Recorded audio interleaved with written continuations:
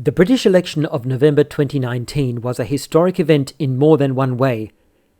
With Britain's imminent withdrawal from the European Union taking centre stage, the Conservative Party and Labour Party competed strongly for the hearts and minds of the United Kingdom.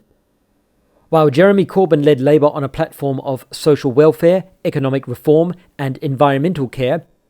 Boris Johnson campaigned for the traditional Tory policies of increased government funding for corporations and billionaires, reopening poorhouses for the unemployed, and throwing brown people off the cliffs of Dover.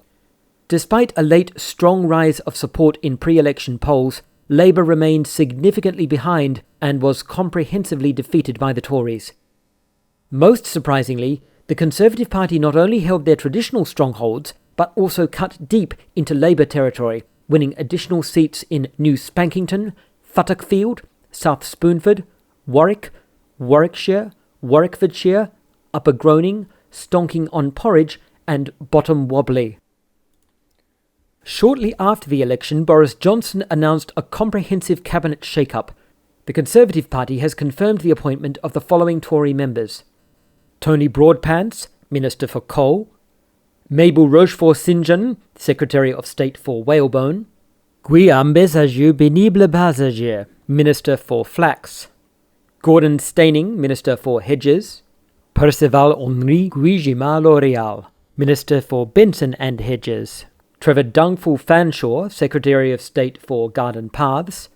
Ethel Spoongore, Secretary of State for Corsetry; Nigel Rungsponge, Secretary of State for Old Boots; Gautier Ivaniki Don Blanchefleur, Minister for String;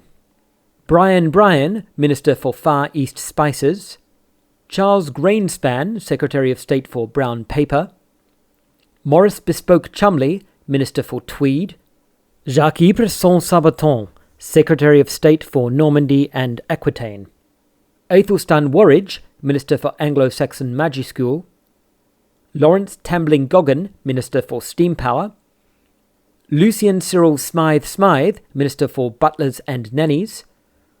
Neville Patel, Secretary of State for British Pride;